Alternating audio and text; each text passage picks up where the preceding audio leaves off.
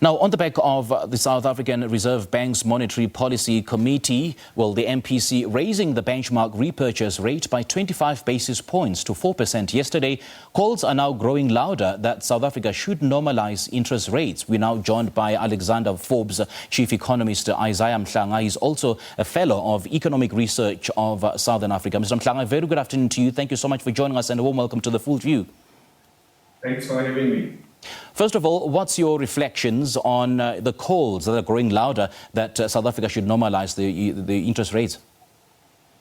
Look, I think if we look globally, we are seeing central banks start to talk more interest rate hikes. In the emerging market world, we've seen many central banks beginning in 2021, they've been hiking interest rates in anticipation that the US Federal Reserve was going to increase interest rates.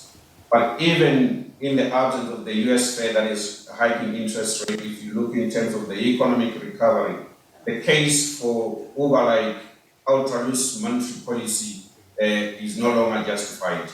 Economies are recovering. If you look relative to just pre-pandemic levels, many economies are now surpassing those levels, which means they're now fully recovered, or they're expected to recover fully this year, which means monetary policy needs to hand over the drivers of economic growth to fiscal policy, to structural reforms, to private and public sector investment that is actually the more sustainable economic growth. So that is not different to what we see in our own country. Monetary policy has helped significantly. They've cut rates to help households and businesses during the pandemic. Now it's time that monetary policy prepares for the next crisis, and it needs to normalize interest rates so that when the economy slows down significantly again, it will have enough room to cut interest rates and support households and businesses that will be in trouble. Well, Mr. Mhlanga, it suffices to mention that a 25 basis point hike every few months will not be a shock for economic growth or even for the local market. So what then informs or gives oxygen to these calls that South Africa should normalise interest rates? Look, if you look at our inflation forecasts from the SABC, they show that inflation will average about 4.9% this year. The previous forecast was 4.3%. That shows that expectations for inflation are now higher than previously. Though it's within the 3 to 6% target, it is higher than the 4.5% which the central bank wants inflation expectations to be anchored at.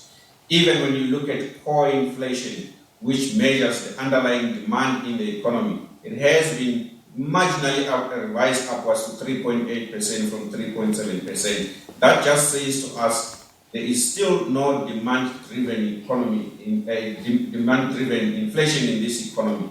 However, the pass-through effects from supply-side driven, which are to a large extent oil prices influencing fuel prices, food price inflation, given droughts in the likes of Brazil, but also if you look in terms of energy prices, we know Eskom is out, looking for more than 20% increase in tariffs, which are going to add into that headline inflation. So, considering all those factors, it makes sense for the SABC to guard against de-anchoring of inflation expectations away from the midpoint of 4.5%, because the costs of losing credibility, the costs of actually having runaway inflation, they now far outweigh the marginal benefit that we can get from keeping interest rate low, as far as boosting economic growth is concerned. Because we know in this economy, the economy is not growing, not because of monetary policy. It is because other levers of the economy are not pulling their weight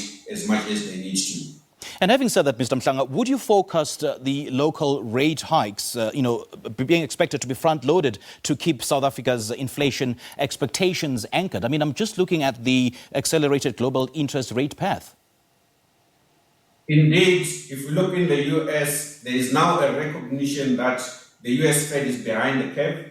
They should have started to increase interest rate already, last year, and they also need to start reducing the size of the balance sheet, which means the impact that it will have on emerging market currencies, including the South African rand, will be that the currency will be expected to weaken. That would have an impact on South Africa's inflation. So that also translates into how the South African Reserve Bank needs to adjust its monetary policy, which means they would also need to be a little bit more front-loaded so that they prepare for the next crisis fast enough, because if they are too slow to respond to this rise in inflation, such that inflation pierces through the upper target, they risk losing credibility without benefiting much the economy as far as economic growth is concerned.